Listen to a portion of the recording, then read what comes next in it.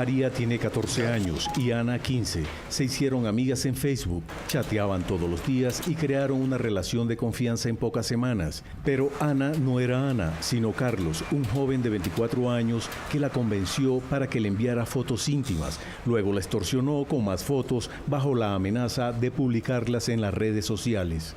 Internet es la mayor tentación de los niños de hoy, pero es solo una de las mayores amenazas a las que están expuestos los niños, niñas y adolescentes colombianos todos los días, de todos los estratos sociales, en ciudades, pueblos y veredas del país. Cuando un niño sale a la calle, al colegio, al parque o a la tienda, lo acechan toda clase de peligros y la mayoría no son conscientes de lo que pasa a su alrededor. Robo, abuso sexual, inducción a la prostitución y a la explotación laboral, matoneo escolar, entre otros. Pero los padres creen que eso no les pasará a sus hijos y bajan la guardia con su cuidado y protección. Bajo el engaño y promesas de regalos, viajes y dinero, los menores son presa fácil de los abusadores. Sin embargo, lo más triste es que en los propios hogares y el entorno familiar suceden los crímenes más humillantes y dolorosos contra los menores: el abuso sexual, la violencia corporal y psicológica y el abandono. Fuera del hogar, el mundo sigue siendo una amenaza para los niños. Por eso es clave que los padres se concienticen más en el cuidado y la educación que merecen sus hijos. Pero el Estado también tiene su cuota de responsabilidad, porque su respuesta no es oportuna y suficiente para generar mecanismos de protección a los menores. Colombia quiere olvidar la violencia y vivir en paz, así que debemos empezar por lo más importante y valioso de nuestra nación: respetar y proteger a los niños. Saludos, bienvenidos a Cámara de Acción, un programa de la Cámara de Representantes con el análisis, la opinión y la información de lo que el Congreso de Colombia hace frente a grandes temas que ocupan la atención de los colombianos. Historias como la de Juliana Zamboní, los 4 hermanos asesinados en Caquetá, los pequeños que mueren de desnutrición en La Guajira, los niños maltratados en un hogar de Ibagué, entre muchas otras, han estremecido el país y lamentablemente siguen ocurriendo. Múltiples peligros acechan a nuestra niñez. Diariamente, 29 niños colombianos son maltratados de diversas maneras, que en muchos casos conducen a la muerte. ¿Por qué sucede esto? ¿Somos una sociedad enferma? ¿Quién tiene la culpa? ¿El Estado? ¿Hacen falta leyes para proteger a nuestros niños? Son interrogantes que vamos a responder hoy en Cámara Acción. Y comenzamos haciendo un recuento de las principales leyes que hoy existen para proteger a la niñez. Antes de la Constitución del 91, los niños no eran considerados sujetos de derecho. Se les veía como objetos a cargo de la familia. En la práctica, no eran nadie. Estaban excluidos de la sociedad y del Estado. La Constitución del 91 no solo les reconoció derechos, sino que les dio prioridad por encima de los derechos de los demás. El Código de Infancia y de Adolescencia fue la ley que desarrolló el nuevo principio constitucional, pero hoy en día muchos piensan que esa ley se quedó corta. La articulación de todas las entidades del nivel nacional, nivel departamental, nivel municipal, para trabajar por los niños, niñas y adolescentes. La protección de los niños ya no necesita leyes dentro de la Ley de Infancia y Adolescencia, ya es cuestión de voluntad política, de recursos, de efectividad, de articulación de las autoridades. No hacen falta parágrafos nuevos, lo que hace falta es tiempo, oportunidad, pertinencia, que el Estado se mueva rápido, que la sociedad integralmente actúe en beneficio de los niños. La casa, el hogar sigue siendo el lugar más inseguro para los niños y las mujeres. Tenemos que, de una forma íntegra, renovar, reactualizar y modernizar las normas que rigen el Código de Infancia y Adolescencia. Creo que es un código que se ha quedado rezagado porque avanzan los delitos, avanzan las penas, en especial tecnológicamente han avanzado. Buscando disuadir a quienes ejercen violencia contra menores de 14 años, el Congreso aumentó las penas para esos tipos de delitos. Es el caso de la ley de feminicidio. Cualquier persona que cometa un delito contra un niño, sea un delito en general, sexual, violencia, homicidio, no puede negociar con el Estado. No tiene derecho a rebaja de pena, tampoco a pasarla en casa por cárcel, ni a reemplazarla con trabajo. La severidad de la pena en los delitos contra los niños está garantizada. Cero a Siempre y Familias en Acción son 2 programas banderas del gobierno que se convirtieron en leyes para asegurar el desarrollo integral de los niños. Desde que la madre queda embarazada, desde que hay embarazo, la madre tiene la obligación, el Estado tiene la obligación de hacerle seguimiento a ese embrión, a ese bebé que está en el vientre, y hasta los 5 años el Estado le hace seguimiento y le hace protección integral en nutrición, en crecimiento, en salud, en motricidad. Cuando inició el programa en el año 2010, hablábamos de alrededor de 300.000 niños atendidos dentro del programa de Cero a Siempre. Hoy día, con una inversión significativa a través del Instituto Colombiano de Bienestar Familiar, a través de todas esas discusiones que se han dado en el Congreso de la República en lo que tiene que ver con ley de presupuesto, hoy con 3.5 billones de pesos se están atendiendo aproximadamente 1.200.000 niños. El programa Familias en Acción garantiza un apoyo económico para la familia y el niño tiene que, o el padre tiene que tener, digamos, garantizar que ese niño permanezca en el sistema escolar.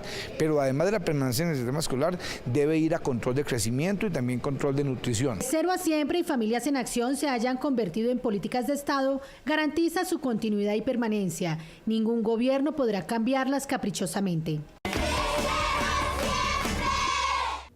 La violencia contra los niños y la defensa de sus derechos son, sin duda, temas prioritarios para los congresistas colombianos. En estos momentos hay varios proyectos de ley de la protección de la infancia que vamos a describir a continuación. Hemos agrupado esos proyectos en 3 grandes categorías. La primera es la de aquellos que apuntan a salvaguardar la vida y la dignidad. Ante las alarmantes estadísticas de delitos sexuales contra menores, la Cámara de Representantes tramita varios proyectos para protegerlos. Entre ellos están la creación de un banco de ADN y el endurecimiento aún mayor de penas para los abusadores. Un banco de datos de ADN para que las personas víctimas de violación, de asesinato, de maltrato, cuando lleguen a una clínica, a un hospital, a medicina legal, esa clínica o hospital tengan la obligatoriedad de coger esa información genética para que cuando capturen al sospechoso violador, comparen esa información genética, el ADN, y tener la prueba reina para poder judicializar. Un registro para que personas que hayan sido condenadas por delitos sexuales queden totalmente inhabilitadas para trabajar con el Estado y para que trabajen al lado de los niños. Presentamos una ley de infanticidio para castigar con el mismo rasero a los adultos que se metan con los niños en Colombia, independientemente que sea una niña o un niño. Otra iniciativa parlamentaria para evitar la violencia contra la niñez es la cadena perpetua para los violadores. Aunque este proyecto ya se ha hundido 8 veces en el Congreso, el representante Efraín Torres insiste en impulsarlo de nuevo. La cadena perpetua se ha presentado en el Congreso de la República ya durante 8 veces. Hay que decirle a los colombianos si el Congreso de la República aprobó la cadena perpetua para violadores o asesinos de niños.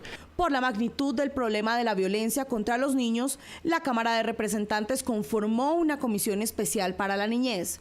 Su primera ejecución fue la creación de una mesa técnica que articule el trabajo de todas las entidades del Estado que se ocupan de la protección de la infancia y la adolescencia. Esta mesa accidental de trabajo va a estar muy juiciosos, logrando articular todas las entidades que se encargan de los menores para que podamos hacer una labor muy grande y fuerte para el futuro de los niños de Colombia. Hay un compromiso del Congreso de la República con la niñez. Yo creo que debemos de ser tan mediáticos que cuando suceden las cosas es que prendemos las alarmas. Yo creo que tenemos que empezar a prepararnos para combatir todo este tipo de violencia que le están haciendo daño a la niñez. Hemos venido trabajando desde la ley de infancia y adolescencia, dándole algunas herramientas al Estado precisamente para que pueda desde allí trabajar estos temas con los niños, con los adolescentes, para que encuentren un hogar. Todos estos proyectos hacen fila para ser discutidos en la Comisión Primera, a la cual le corresponde tratar lo concerniente a los derechos fundamentales de los colombianos. Veamos ahora los proyectos de ley orientados al reconocimiento, protección y garantía de los derechos fundamentales de los niños. En la última década, el Congreso ha hecho importantes avances en bien de los niños en materia de salud, educación y alimentación, pero los problemas de la niñez se han acumulado de tal manera que algunos representantes reconocen que tanto el gobierno como el ente legislativo están en deuda con la niñez colombiana. Los retos en Colombia son enormes porque las condiciones de un niño y niña, por ejemplo acá en Bogotá, en términos de acceso a la salud, a la educación, a la cultura, son absolutamente distantes y distintos de un niño o niña en La Guajira. Colombia tiene la segunda infancia más maltratada del mundo.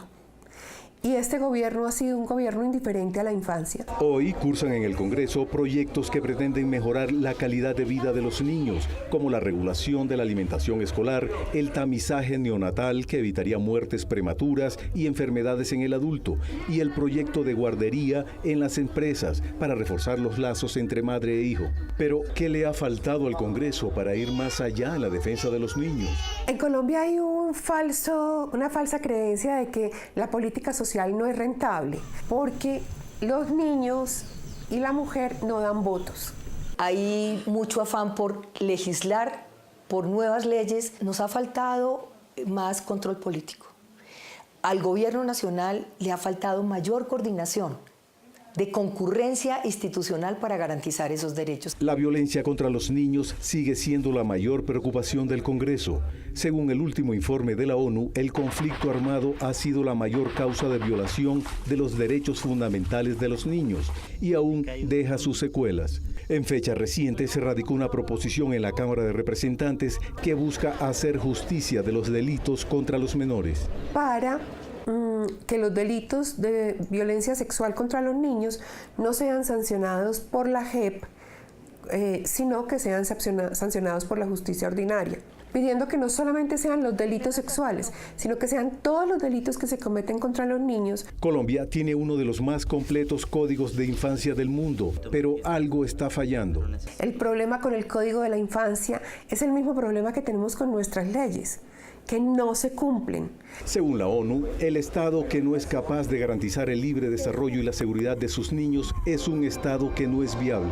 Si nosotros este concepto lo traemos a la realidad colombiana, no somos un Estado viable. El Congreso cuenta ahora con la Comisión Accidental de la Niñez, que busca crear por fin una política integral para la protección de los niños, niñas y adolescentes en Colombia.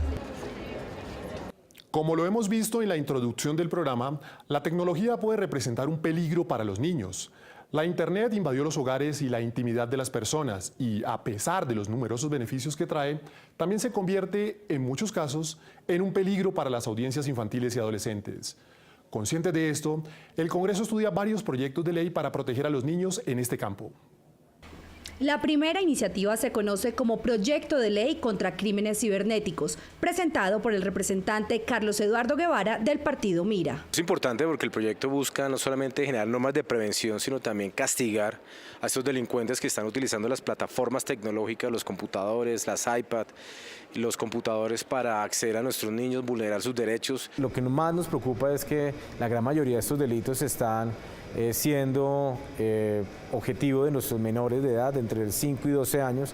La gran mayoría de estos niños están siendo abusados sexualmente por redes de pedófilos en el país. La conectividad del país está en aumento y nuestros niños pasan cada vez más tiempo interactuando en los aparatos electrónicos y las redes sociales. En Colombia, el 76% de los niños entre 12 y 17 años ya cuenta con un teléfono móvil con plan de voz y datos. Esto quiere decir que ellos están conectados. Pero los únicos peligros no son las redes. Según el reporte de la organización teprotejo.org, desde el 2012 hasta la fecha se han recibido más de 39.417 reportes de diferentes categorías que vulnera los derechos de los niños y jóvenes en nuestro país. 1.298 de ellos se relacionan con contenidos inadecuados en medios de comunicación y publicidad engañosa.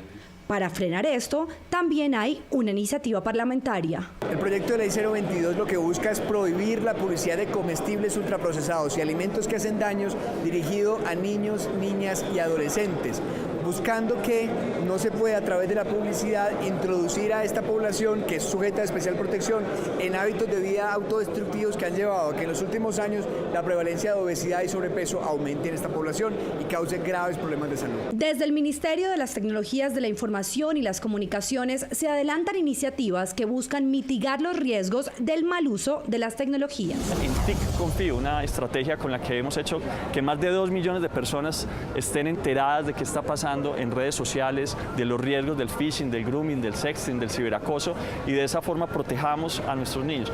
En este momento, en el Congreso de la República, en el Senado, está haciendo trámite la aprobación del convenio de Budapest. Con este convenio vamos a poder aprobar o vamos a poder perseguir a los criminales criminales en otros países.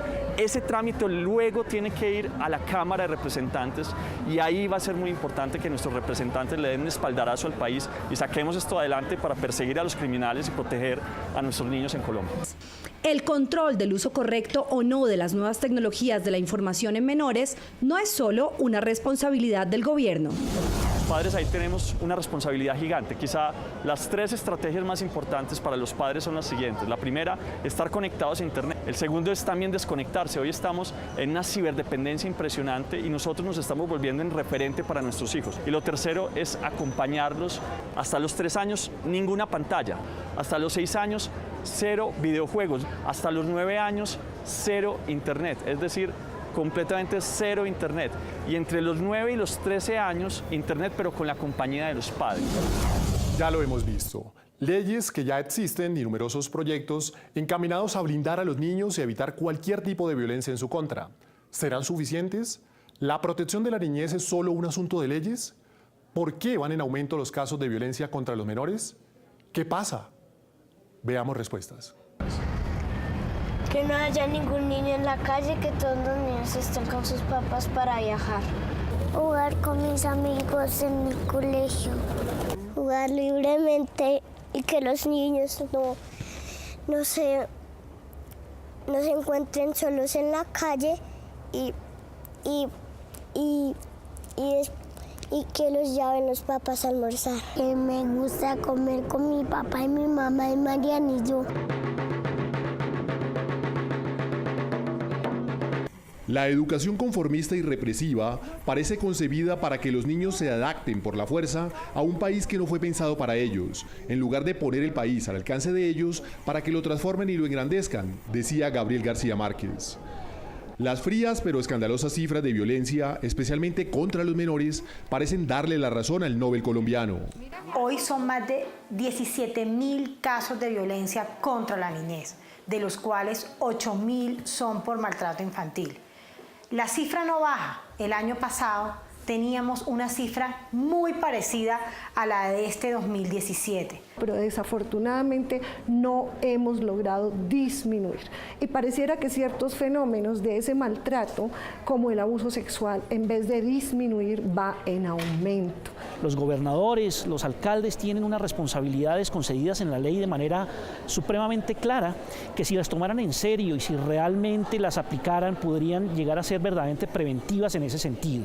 Leyes para proteger a los niños y adolescentes hay suficientes, según los expertos. Lo que no existe es conciencia en el país. Nos dicen el mismo Forensis y digamos todas las encuestas que se acercan a la revisión del problema de la violencia intrafamiliar y del maltrato infantil, que nuestras familias y nuestros hogares desafortunadamente no son un escenario protector. Es allí donde ocurre el maltrato, el abuso, es allí. Hay normas, pero aquí lo más importante en este caso, cuando se trata de niños, que los niños son lo primero, es la concientización. De nada nos sirve seguir teniendo normas si no concientizamos a nuestros allegados, a los ciudadanos, a nuestras familias, a las madres, a todos. Sin embargo, para la Defensoría del Pueblo hay entidades que aún tienen mucho trabajo por hacer en ese sentido. Creo que hay, digamos, instancias o entidades que están siendo llamadas a cumplir un papel que todavía no terminan de hacerlo en el 100% o comprenderlo. Invito, ciudadanos, a todos a concientizarnos, a proteger y garantizar los derechos de los niños, las niñas y los adolescentes. Y culmina Gabriel García Márquez diciendo que se canalice hacia la vida la inmensa energía creadora que durante siglos hemos despilfarrado en la depredación y la violencia, y nos abra al fin la segunda oportunidad sobre la tierra que no tuvo la estirpe desgraciada del coronel Aureliano Buendía, por un país próspero y justo que soñamos, al alcance de los niños. En Cámara Acción mantendremos el tema de la protección de la niñez dentro de nuestras prioridades, porque estamos convencidos de que la defensa de los derechos humanos es una responsabilidad de toda la sociedad, incluidos los medios de comunicación. Para finalizar, veamos cuáles han sido las principales noticias de esta semana que nos presenta Diana Margarita Soto. Hola Diana, ¿qué tal? Hola Otoniel. Aquí estamos, como cada semana, para contarles las principales noticias de la Cámara de Representantes en los últimos 7 días. El paso de la Justicia Especial para la Paz por la plenaria de la Corporación fue la principal noticia de esta semana en la Cámara de Representantes. Desde el Salón Elíptico, Pepe Fruto nos cuenta cómo transcurrió. Gracias. El hecho más importante en la plenaria de la Cámara de Representantes es la discusión y aprobación de la Jurisdicción Especial para la Paz. Nos acompaña el profesor Óscar Fernando Bravo Realpe, representante del Departamento de Nariño del Partido Conservador. Representante, ¿qué es la Jurisdicción Especial para la Paz? Es un procedimiento judicial mediante el cual los excombatientes armados de las FARC o del Estado se someten a unos tribunales especialmente creados para este fin, a fin de contar la verdad, de reparar a las víctimas, de no repetir sus delitos y desde luego de cumplir las penas que esos tribunales les impongan. Tema álgido, inhabilidad de magistrados. Nosotros mantenemos las inhabilidades para que los magistrados que sean objeto de impedimentos o de recusaciones sea conforme a los magistrados de las altas cortes que funcionan en la justicia ordinaria. Es decir, que si uno de estos nuevos magistrados ha litigado en algún caso especial que sea sometido a su consideración, sea declarado impedido o sea recusado por la parte que le convenga. En el caso de los involucrados en violación de menores. Nosotros establecemos que los que han cometido delitos graves sexuales contra menores de edad vayan a la justicia ordinaria y no tengan ningún privilegio en la Justicia Especial para la Paz. A ustedes muchas gracias por acompañarnos. Este es el hecho más importante desde la plenaria de la Cámara de Representantes. Cerca de 38 entidades del Estado serán castigadas por no haberse gastado la totalidad del presupuesto que tenían para el 2016. Muchas de ellas no invirtieron en obras en beneficio de la ciudadanía y otras no tienen sus cuentas claras. Una buena administración es aquella que ejecuta los dineros que se les asignan, y la Comisión Legal de Cuentas es la que vigila que los entes nacionales y territoriales hagan un buen uso del presupuesto. De lo contrario, se les aplicarán sanciones penales y administrativas. Muchas de ellas no pasaron el examen, se rajaron en su ejercicio presupuestal, contable y financiero, con dictamen negativo, con abstenciones, con observaciones. Por lo tanto, le hemos recomendado a la plenaria de la Cámara no fenecer la cuenta general del Tesoro y el presupuesto de la Nación. La revisión por parte de la Auditoría de la Comisión Legal de Cuentas encontró que más de 27 entidades del Estado no ejecutaron sus recursos. Las entidades que reiterativamente se vienen rajando son Invías, Reficar, paradójicamente la DIAN, FONADE, el SENA, la Unidad Nacional de Víctimas, el Ministerio de Justicia. Son entidades que deberían de dar ejemplo. Lo que viene para las entidades reprobadas es la apertura de investigación por parte de los entes de control, la Contraloría, la Procuraduría, la Fiscalía, entre otros. Una importante recuperación tuvo la Cámara de Representantes en el índice de transparencia que regularmente mide la Secretaría de Transparencia de la Presidencia. De un nivel alto de riesgos de corrupción, la Cámara pasó a un nivel medio y se sitúa entre las 20 entidades mejor calificadas del país. Veamos cómo lo logró. La facilidad para acceder a la información de los entes del Estado es una herramienta fundamental para medir el grado de acercamiento entre la ciudadanía y las instituciones. Este acceso libre y fácil es una forma de transparencia. Para crear un mejor canal de comunicación con el ciudadano, la Cámara de Representantes rediseñó su sitio web y creó una sección exclusiva de transparencia.